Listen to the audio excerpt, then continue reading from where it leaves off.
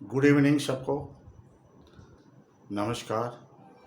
मैं भास्कर चक्रवर्ती A to Z security training and consultant की तरफ से आज हमारे दर्शकों के पास दोबारा आए हैं।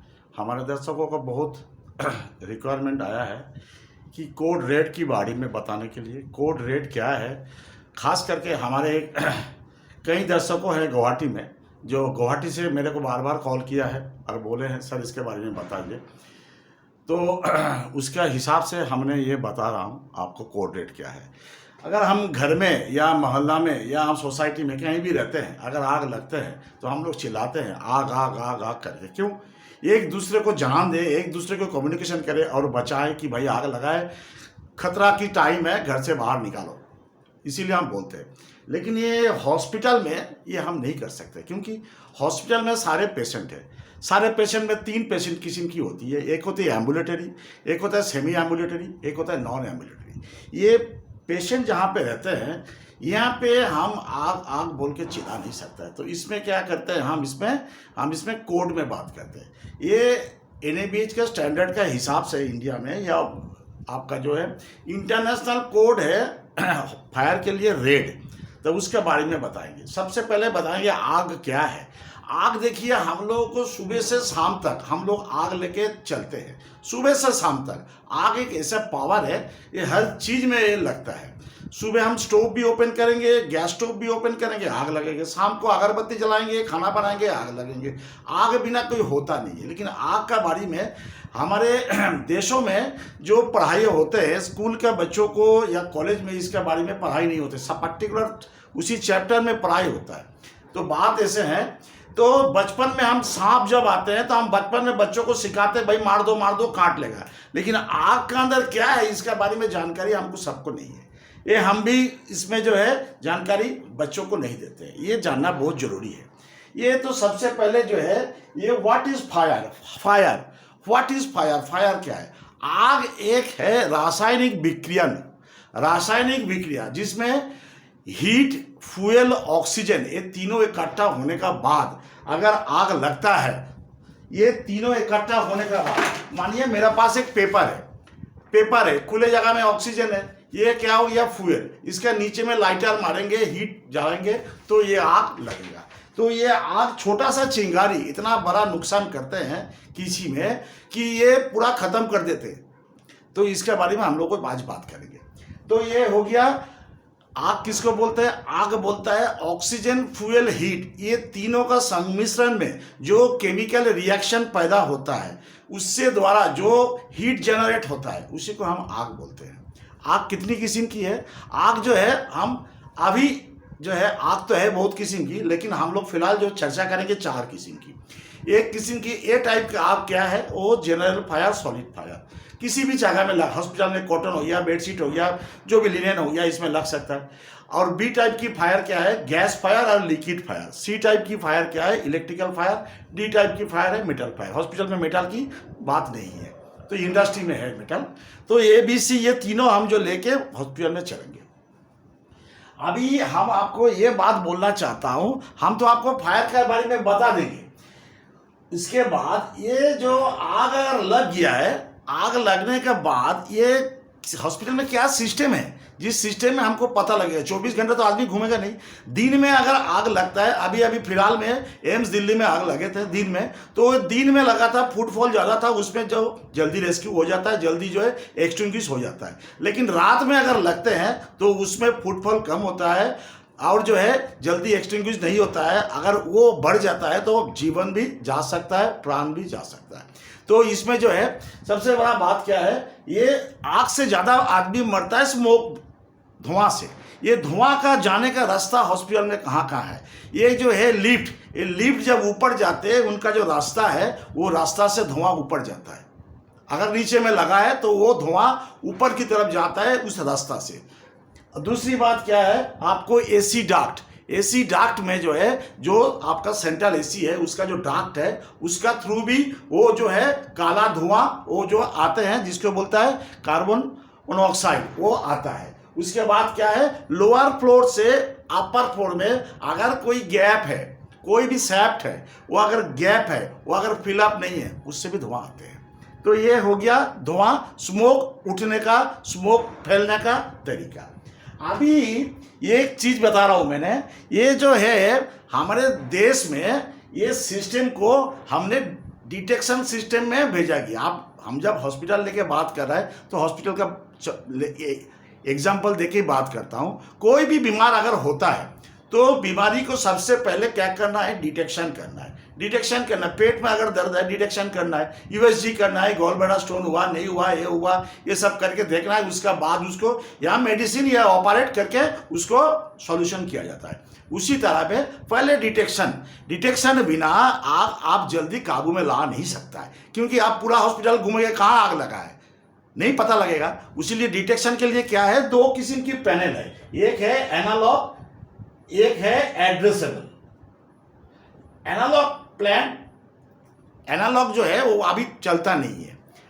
एड्रेसेबल क्या है, एड्रेसेबल मतलब जो है, जो पॉइंट है हमारा, पॉइंट का किस किस पॉकेट में हमने एड्रेस किया है। 4th floor male ward, 5th floor ICU, 6th floor PICU, ये सब करके जो हमने जो बना कर रखा है, जिसका साइन है जाए, सबको जानते हैं, उसको हम एड्रेस करते हैं। किसी भी एड्रेस में जब तक चिट्ठी के अंदर में, जब तक कोई भी मेल में अगर जब एड्रेस टू नहीं रहेगा, वो मेल पहुंचाता नहीं है। उसी तरह ये एड्रेस भी हमने उसी सेट किया है। तो ये जो है एड्रेसेबल पैनल में क्या होता है, ये है एड्रेसेबल पैनल। इस पैनल में क्या होता है, ये जो लाइन या घर में जो वायरिंग होता है उसको हम वायरिंग बोलते हैं, इलेक्ट्रिकल वायरिंग। इसको हम क्या बोलते हैं, लूप बोलते हैं। इसको हम बोलते हैं लूप, LOOP लूप। ये लूप में जो है कनेक्शन होता है। क्या क्या कनेक्शन होता है ये लूप में, इसको हम लूप बोलते हैं। इसमें होता है क्या, स्मोक डिटेक्टर। हर स्मोक डिटेक्टर का नंबरिंग होता है, वो कहाँ पे फिटिंग है, वो जो है इस पैनल में सब एड्रेस इसमें सेट करके हमने रखे हैं। इसको कमीशनिंग किया जाता है। उसके बाद जो है हमने आपको स्मोक डिटेक्टर बता दिया। उसके बाद क्या है, हीट डिटेक्टर। हमारे हॉस्पिटल में हीट जनरेटेड काम होता है, लैब में होता है, CSHD में होता है। इसमें हीट डिटेक्टर हमने इस्तेमाल करते हैं। तो हीट डिटेक्टर का भी सेम चीज़ है, एड्रेस दिया हुआ है, 2nd फ्लोर में CSHD ऐसा करके दिया रखा है। उसका बाद है क्या, रेस्पॉन्स इंडिकेटर। रिस्पॉन्स इंडिकेटर क्या है, हॉस्पिटल देखने में अच्छा लगता है। मैक्सिमम हॉस्पिटल में सरकारी छोड़ के, आजकल तो सरकारी में भी हो गया, ऊपर में फॉल सीलिंग होता है। फॉल सीलिंग के अंदर में सारे वायर, सारे डाक्ट, सारे पाइप वगैरह सारे किया है। वहां पे नहीं खोल के नहीं देखने से आपको पता नहीं लगेगा उसके अंदर में क्या है। उसका नीचे में जो है बिलो फॉल सीलिंग का तो बड़ा झिकझक है, बड़ा अच्छा लगता है। फॉल सीलिंग का ऊपर और असली रूप कंक्रीट की RCC का रूप और फॉल सीलिंग का बीच में जो 799 मिलीमीटर से गैप ज़्यादा होगा, तो वहाँ पे स्मोक डिटेक्टर हम लगाते हैं। लगाने के बाद उसमें तो हम देख नहीं सकता है, तो उसको क्या करता है, उसको रेस्पॉन्स कर रहा है कि नहीं, उसके लिए फॉल सीलिंग के नीचे में हम रेस्पॉन्स इंडिकेटर लगाता है। उसको बोलते हैं RI। इसमें 2 बत्ती होते हैं, लीड होता है, वो अगर जलता है तो इसका मतलब इसके ऊपर में कुछ हुआ है, फॉल सीलिंग के ऊपर में।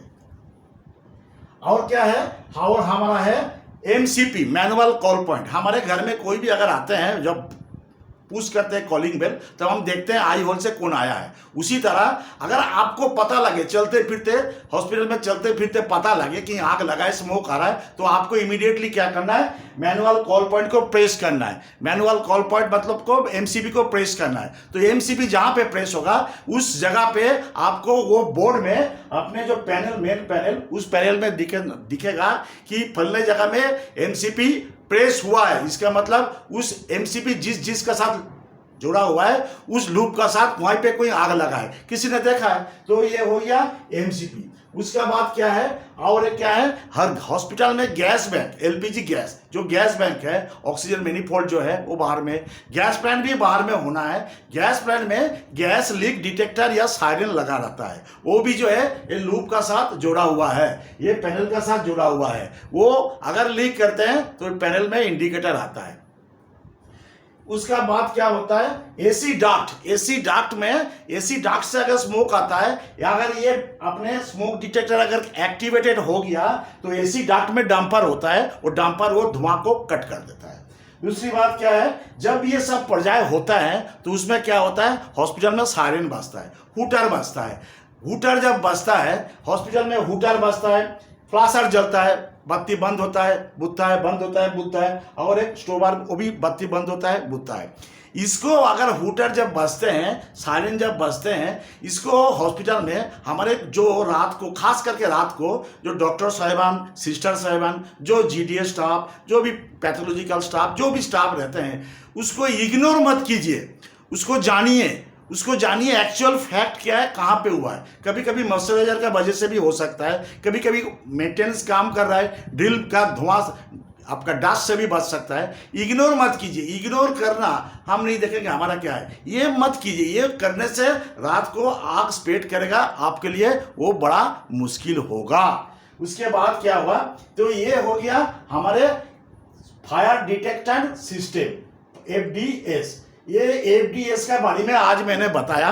कल हमने बोलेंगे ईआरटी क्या है और कैसे फायर को कैसे कंट्रोल करना है और कैसे रेस्क्यू करना है और इवैक्यूएशन, ये हम कल बताएंगे, पार्ट 2 में बताएंगे। ये बड़ा लंबा चैप्टर है, एक साथ नहीं बता पाएंगे, टाइम भी ज़्यादा लगेंगे, आप लोग भी इंटरेस्ट नहीं होगे देखने के लिए। ये पार्ट 2 जो है ऑपरेशन मैटर जो है वो मैं कल बताएंगे, कल हम बताएंगे, वो नेक्स्ट वीडियो में आप लोग देखिए। ये बाकी इस वीडियो में किसी का कोई भी कमेंट्स है तो लिख के बताइए, कमेंट्स में लिखिए और सब्सक्राइब कीजिए, और हमारे नए नए वीडियो के लिए आप लोग तैयार हो जाइए, देखते रहिए। ये एक प्रोफेशनल वीडियो है, ट्रेनिंग पर्पस वीडियो है, सबका जानकारी ये लेना जरूरी है। ये जरूरी है इसीलिए है, कब क्या होगा किसी को मालूम नहीं है, ये जानना बहुत ज़रूरी है। खास करके जो हम हॉस्पिटल में काम करते हैं, बड़े हाई राइज बिल्डिंग में काम करते हैं, फायर डिटेक्शन सिस्टम हर जगह में लगा रहता है। उसका जब होता है सायरन बजता है, उसको इग्नोर मत कीजिए, उसको छानबीन कीजिए, खोज कीजिए क्या हुआ है। धन्यवाद। चैनल को सब्सक्राइब कीजिए और जो है कमेंट्स लिखिए, लाइक कीजिए, पूरा चैनल को देखिए।